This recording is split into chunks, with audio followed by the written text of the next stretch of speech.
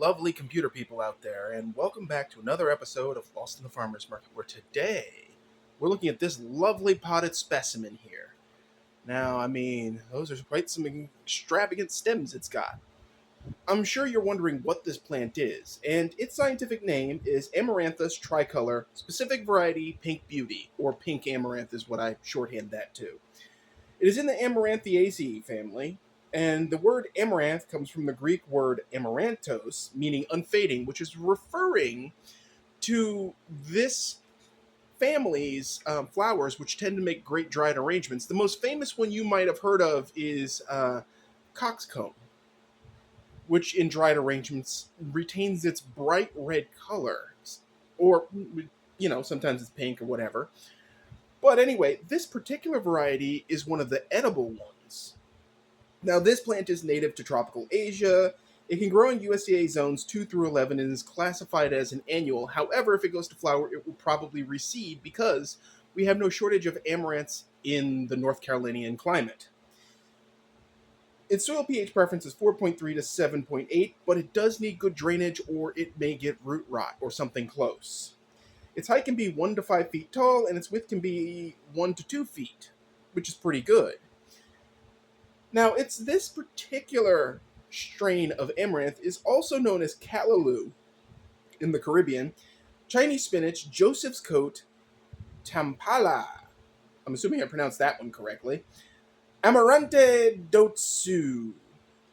Amarante dotsu. I don't even know how to pronounce that. Douteuse. Amarante dotsu. Hi. Anyway, Floramore. That sounds like a garden center. Flower genteel. Fountain plant.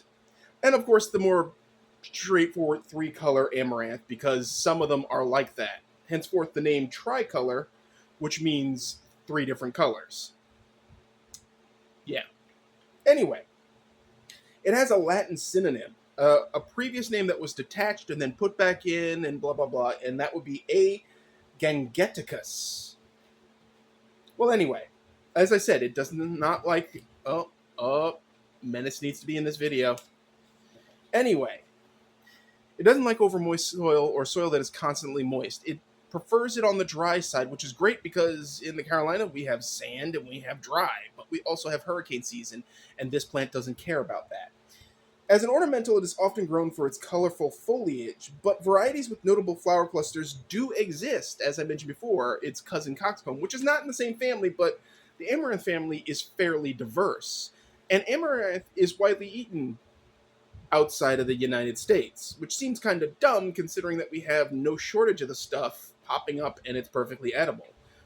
But Pink Beauty is especially attractive. Now, what's great about amaranth is that the seeds can be used, the foliage can be used. In fact, the foliage is generally used just like spinach.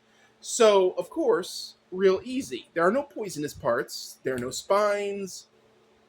There may or may not be a menace shaking the table with his giant butt.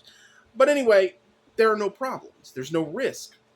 As far as I know, there isn't even an allergen risk. The stuff is pretty tame.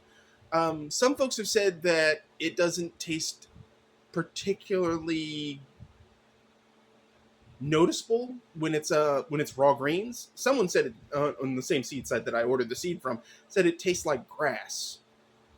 Ma'am, you do know you're supposed to use a machine to mow your lawn, right? Just saying.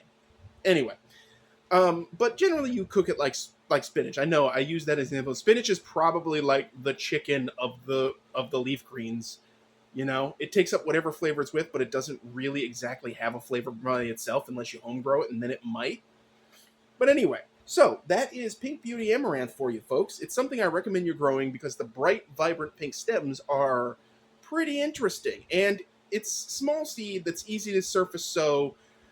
In the hots of summer, it'll do well, but it does prefer that its roots not cook. So a little bit of afternoon shade can do wonders for this plant. I got the seed from, what's the name of that company? Oh, I got the seed from Baker's Creek. So you can look up Pink Amaranth on Baker's Creek and you can grow this too.